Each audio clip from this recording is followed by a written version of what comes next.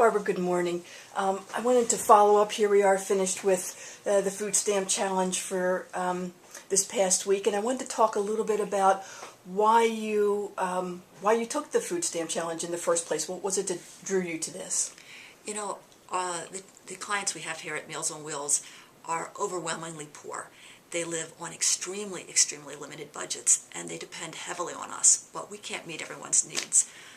I really wanted to bring attention to the older folks in our state and the disabled individuals who really suffer very badly. People think of the kids, they're cute. Our guys maybe aren't quite as, and our guys tend to be stuck in their homes since they're homebound, but they suffer extremely badly.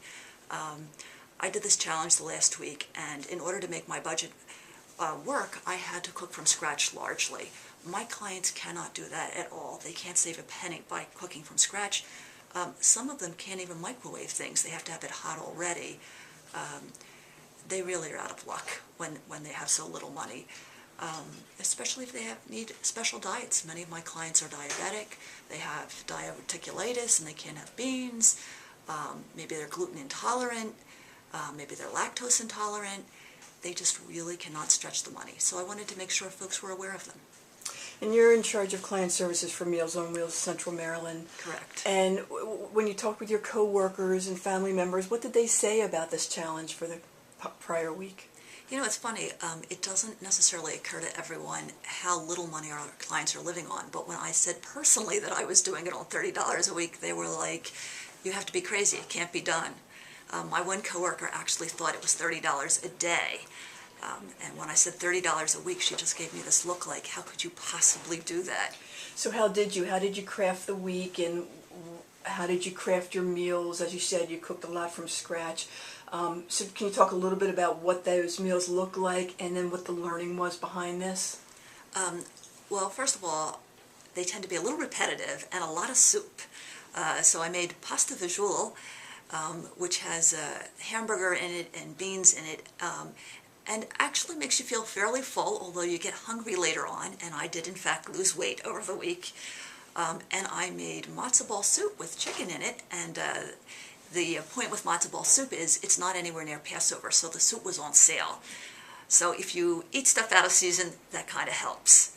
Trying to think what else to tell you. What was the rest of it? Well, was there a particular lesson or any along this journey, was there anything that you particularly came away with in terms of surprises or things that you internal or external challenges that you came away with? Well, you know, the funny thing that I really realized was how much planning ahead it takes. I am very, very accustomed to being able to run out to the store if something goes wrong. I don't think about everything I'm going to eat for the entire week. I change my mind frequently. I run out of something and I run back to the store. I tried very, very hard to make things stretch the whole week. And in some cases I didn't use all my food up because I was just way too afraid that I'd run out of food.